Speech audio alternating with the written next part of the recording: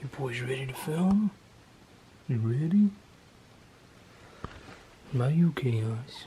You ready to film? You gonna help with the video today? Yeah? Let's do it, guys. Hello everybody, my name is Joshua and I'd like to welcome you back to another episode of Coffee, Cats, and King, where we will discuss books, both new and old. I will share with you pictures of my cats, will make you wish they were your cats. I will drink enough coffee for me and everybody watching. Now, my wife has been in Florida for the last week, but she comes home tonight, so in her honor, I'm using her Florida mug. And in honor of fall starting, I have my creepy scarecrow shirt on. Still can't believe I found this thing at Walmart on the clearance rack for $5. Yes, I love this shirt. And at 4 o'clock this morning, I was wide awake and watching Dark Skies. So, in honor of that, my socks today are alien themed. These are also compliments of my lovely wife, actually. So, I'm here with my wrap-up for the month of August, and I read 20 books. I think I was kind of trying to make up for the month prior where I didn't feel like my reading went so well. But I'm not going to spend a lot of time. Of course, I'm going to go over each briefly as always. And I don't think I've actually said it. It should go without saying, but if there are any of these books that you folks are more interested in, you want some more information, just tell me in the comments below and I'll gladly talk it out with you down there. Without further ado, let's go on and get into the books. The very first book of the month, I wanted to start out strong. I went with Agatha Christie's And Then There Were None. For those of you who have not heard of her, she's this sort of hidden gem author who wrote a couple mystery novels that are really great. You should totally check it out. Now, Agatha Christie is just a phenomenal author, was a phenomenal author. And if you are not enjoying her work, you absolutely should be. I don't care what genre you normally like, you will like an Agatha Christie novel, period. And to no one's surprise, And Then There Were None was a 5-star read for me. It was excellent. One of the biggest things with Christie is that no matter how many books of hers you read, or how much mystery you read regardless, she was always really great at giving you that twist at the end. You don't know who it is until she explicitly tells you, and you can come up with as many ideas as you want, but very rarely are you actually going to guess it. And it wasn't just a cop-out, throw in a character in the last 10 pages and it was that kind of deal. She was just so great at building that mystery and then not letting you unravel it until she is ready to give the answers. So, 5 stars, that is a great one from her. If you have not read any Agatha Christie, you should be. And Then There Were None is definitely a great starting place. Bit of a nosedive here for number 2.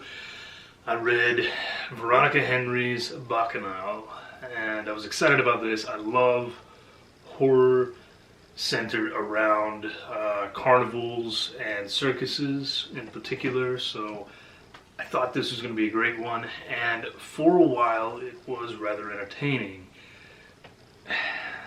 And then the book becomes something that I just didn't really understand or like or care for. And by the end, it was so far gone from what it started as that it just lost me completely. So this was a 2-star read for me. It was a strong start. but the book just went downhill as it went on. A lot of people have enjoyed this one though, so maybe it was just me. I say if you're looking for circus/carnival themed horror, there is better out there. So, there you go. Book 3 was Betty Renwright with Ghosts Beneath Our Feet. Neat cover there. This was my first Betty Renwright book, actually. I got a couple of them in a lot on eBay, and this is the first one I picked up.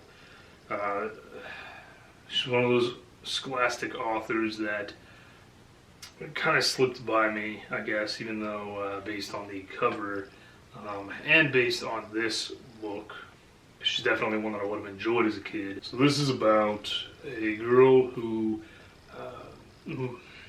moves just for the summer to this old mining town with her mom and brother, and she's kind of excited. She thinks it's going to be, you know, an interesting little place to spend the summer as her mom is working.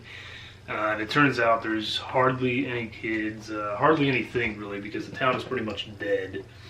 And her brother, of course, immediately meets a friend, but he's not the greatest guy. And she kind of makes friends as well with this really weird girl that's mean half the time and just odd the other half. So she's not in a great spot, poor Katie. But she learns about this ghost that is supposedly haunting the town, and specifically haunting the place where she is staying, and we go from there. So very much a classic setup, especially for horror within this age group. And it wasn't the greatest, but I enjoyed it overall. It was 3 stars. I'm definitely looking forward to giving Betty Wright another chance with one of the other books that I have down there.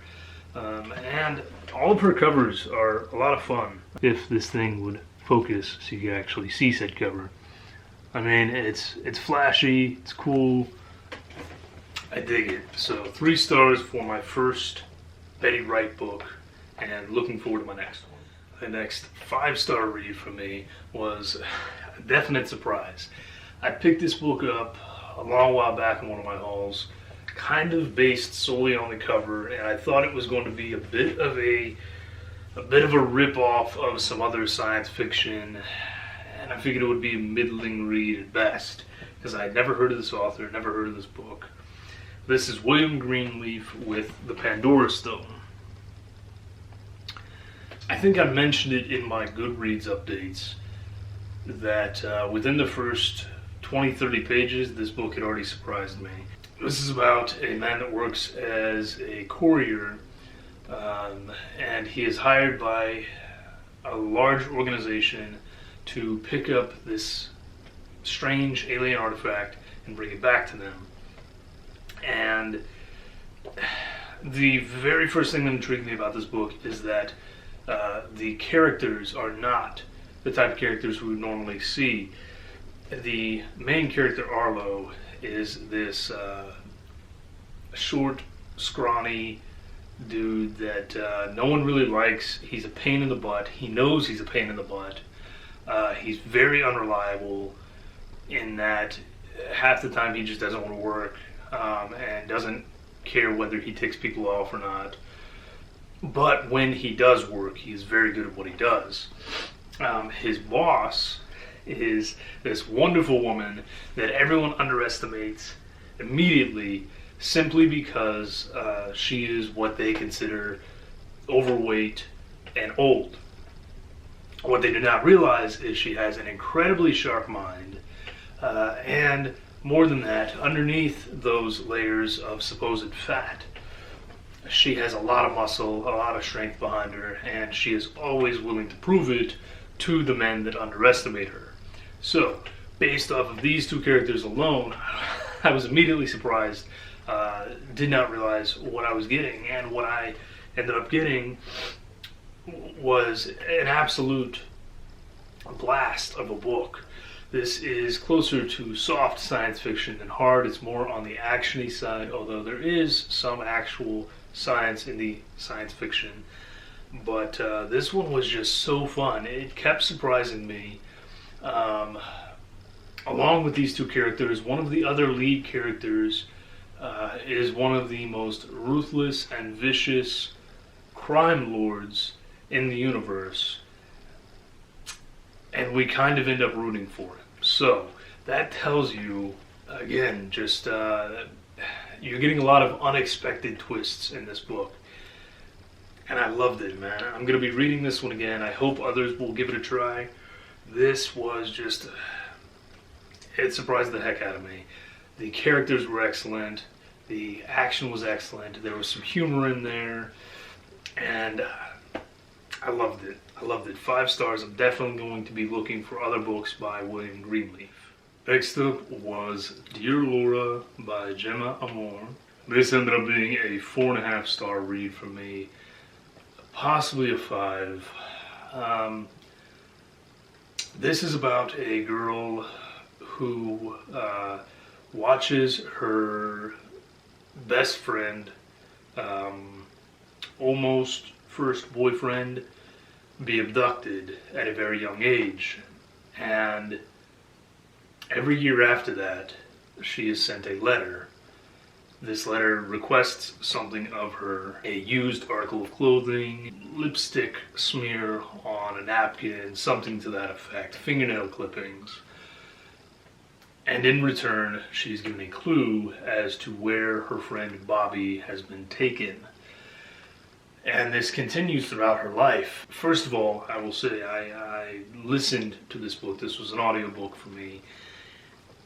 The audio narration was excellent. She was fantastic. I loved her narration. It's 5 stars for the narration.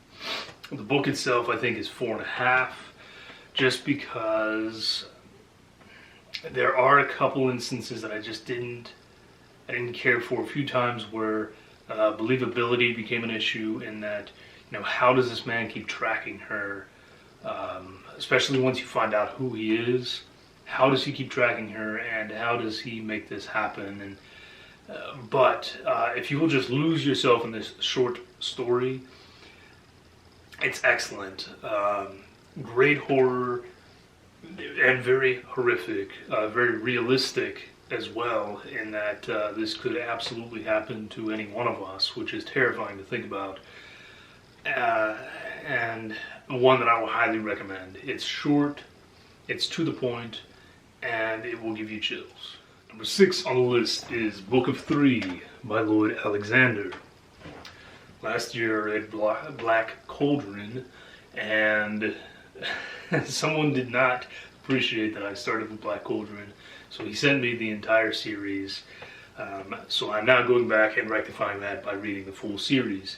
First, of course, being Book of 3. Book of 3 for me was a 4.5 star read. There were a few sequences or scenes that didn't carry quite as well for me. But overall, the humor is excellent. There's lots of action to keep you entertained, and it's just a great start to a series. And I've actually been told that the books get better and better from here, so even more excited to get into it. I've now read this one.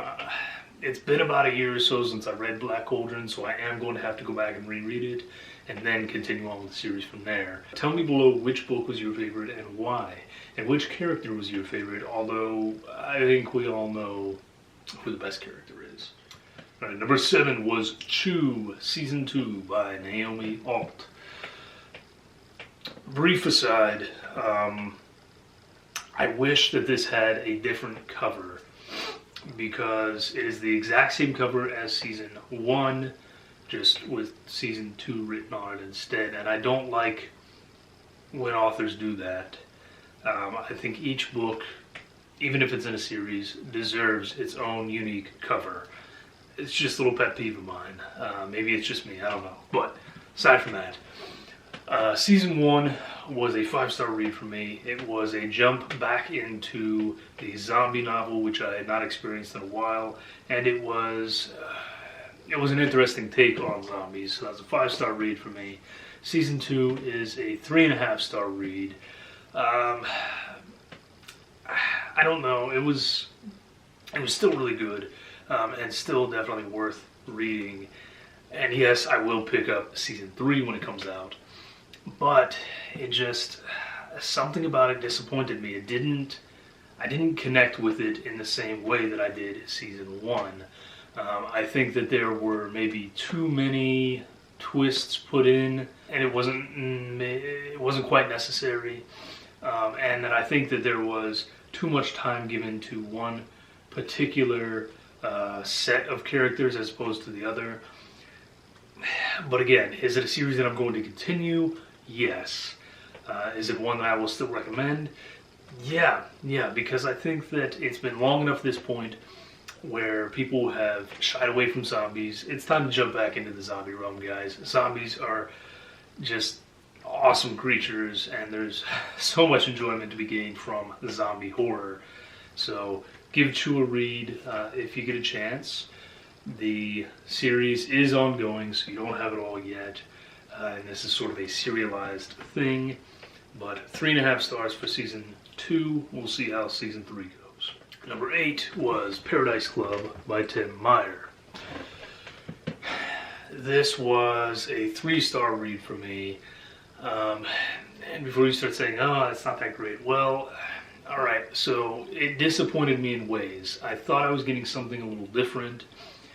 But you have to go in knowing that this is a book where you just jump right in.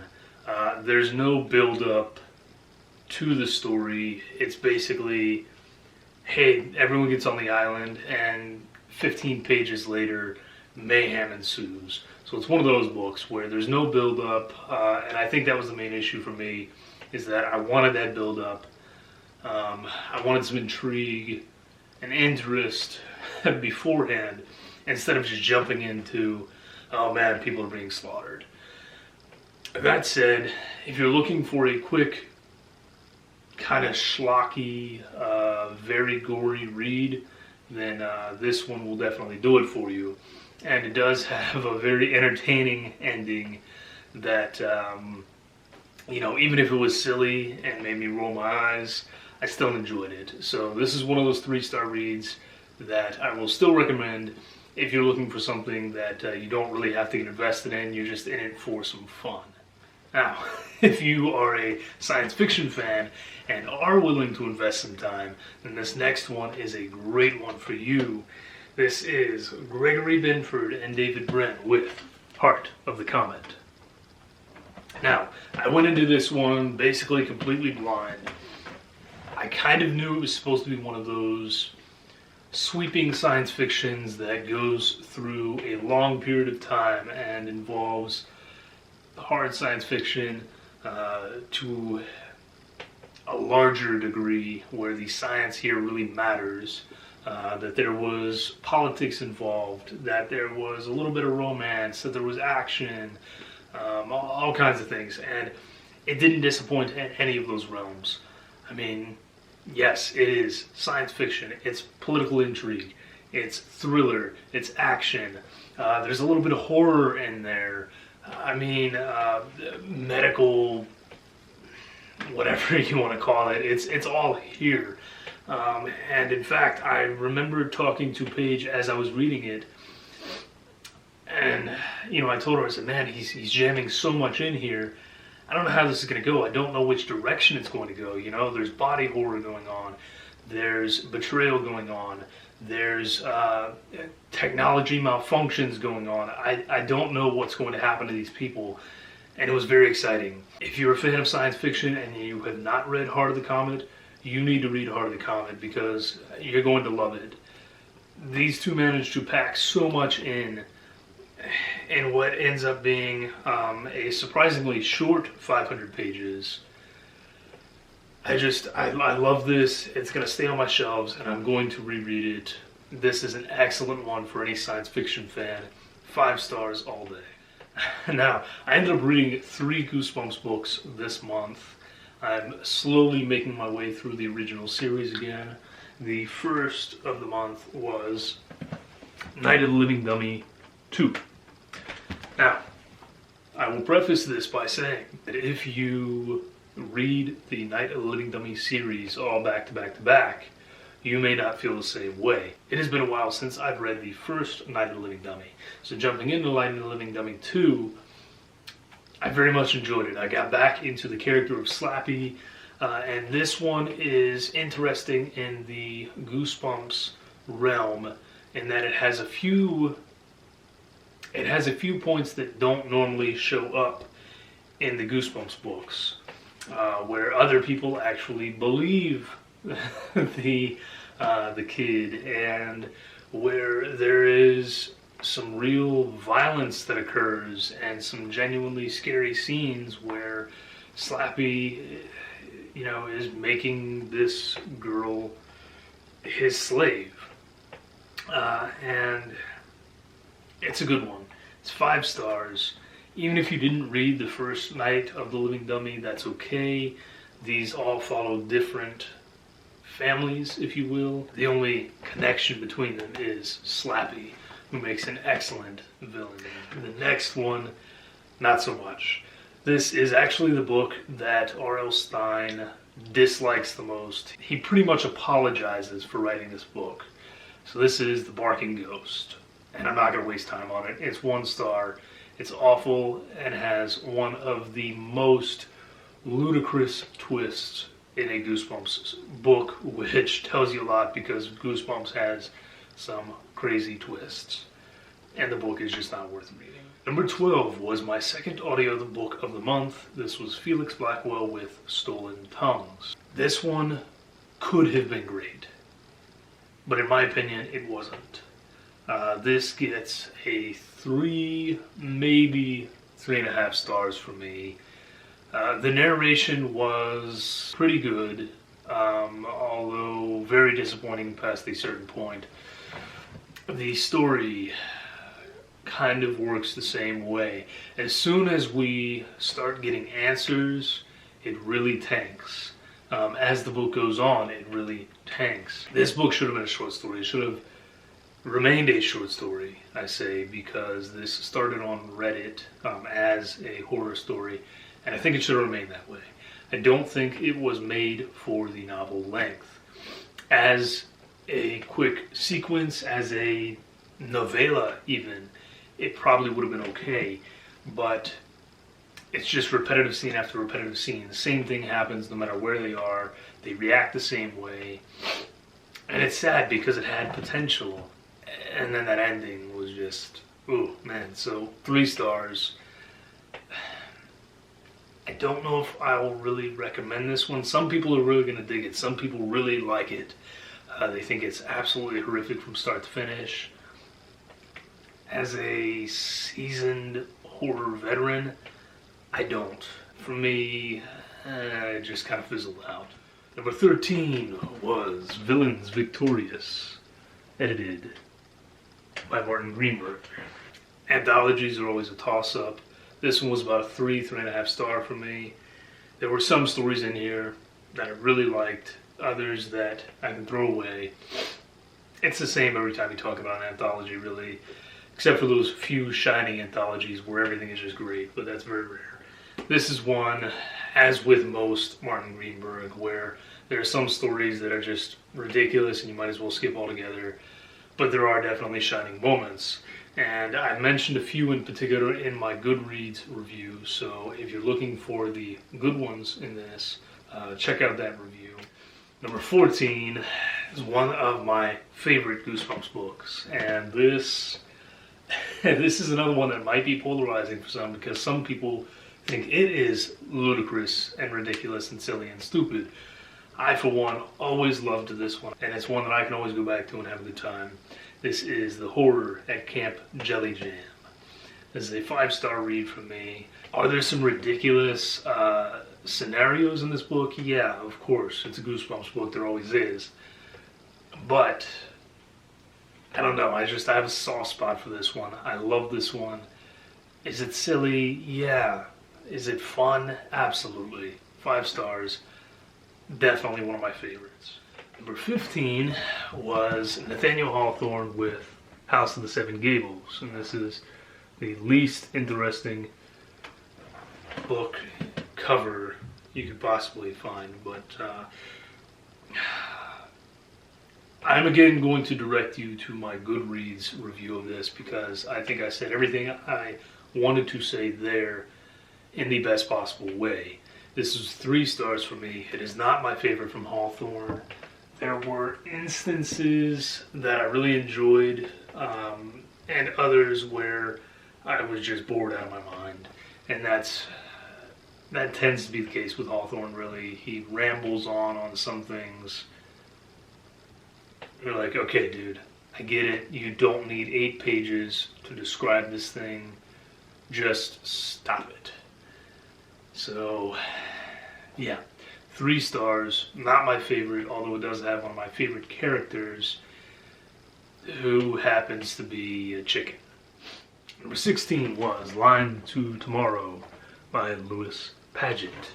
And Lewis Paget is actually the pseudonym for a husband and wife who are also well known in the science fiction community.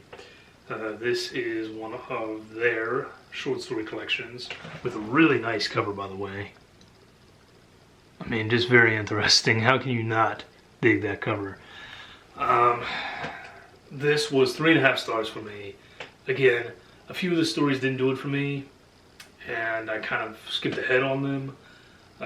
But the ones that worked really well. There are a few standouts in this, actually. And if you are a fan of science fiction, this is one that you should pick up, because the stories that work so well and are so entertaining, and it has an excellent cover. Number 17 was my final audiobook of the month. This was Tender is the Flesh. And you guys have seen a lot about this book here on BookTube recently, and for good reason. It was a 5-star read. It's brutal, very entertaining, kind of hits pretty close to home in regards to just how powerful social media and the media can be in our lives, and just what we're willing to accept when when other people say, hey, well, you know, really, it's okay. It's okay. So there are definitely lessons to be learned from Tender is the Flesh. And for those of you that read it and don't like the ending, give yourself some time, because if you give yourself some time, you'll realize it was the only ending that made sense, as much as it may make you mad. And I think it's the perfect ending for this book. So 5 stars. I will definitely be picking up a physical copy of this one. It was great, and the narration was excellent as well. I highly suggest listening to the audiobook version. It's fantastic all around. 5 stars. Brutal, though. Not one that you want to get into if you're looking for something schlocky and lighthearted. It's not it. 18 was my last physical book of the month. This was Rick Haltala's The Mountain King. And I'm going to keep it short. If you're in the market for some Bigfoot horror, this is one for you. It was 4 stars. There were some definite issues in this book, as there are in most books from Rick Haltala. That said, it was still a lot of fun. A lot of gory, gutsy scenes. It's an enjoyable book. 4 stars. And we don't get a lot of horror about Bigfoot, so this was a really good one. And the final 2 books of the month. The first was the one that I read as a sort of challenge, if you will, with my wife. So this was Twisted Love by Anna Huang. And she read one of my books in return. Intro to this, if you will, has already been posted. You can watch that. I will link the video down below. And the full journey through this book and her journey through Harvest Home will be posted very soon. I'm working on editing that. It's taken me a long time because that is a long video. I'll warn you guys ahead of time, but I think you'll get a lot of enjoyment out of it. So you'll kind of see my thoughts in that video. And then the final book that I read of the month was Kitsune by Nicolette Andrews. This is not one that I would normally pick up, but it intrigued me because it has the byline that it is a reimagining, if you will, of The Little Mermaid. And in a looser setting, it kind of is. But obviously, considering the main character is a Kitsune, it goes into a very different direction. So this is about a fox spirit that is forced into the form of a human and has her voice taken away from her by a witch. The witch will release her only if she can sort of seduce this prince and break apart the alliance that is supposed to happen when he marries this other woman. So, interesting setup. Don't worry, the romance definitely takes a backseat on this one, although it is there. If you're one that enjoys more of a traditional Japanese style setting and reading experience, then you'll probably really get a kick out of this one. For me, it tends to be just a bit too dry and to the point. It was 3 stars for me overall. I'm happy that I picked it up because it was definitely out of my normal reading experience, but it'll take the right person to really enjoy this one. So, there you go, guys. 20 books. I know it's a big wrap-up. As always, ask me your questions below. I'm not going to put cat footage in this one other than that quick thing at the beginning there. I will make up for it in the next one, though. So, thank you for joining me as always. Let me know your suggestions, comments, questions, all that down below. I look forward to talking to you. Stay safe, drink great coffee. I'm going to go get ready so I can soon pick up Paige from the airport. Cheers.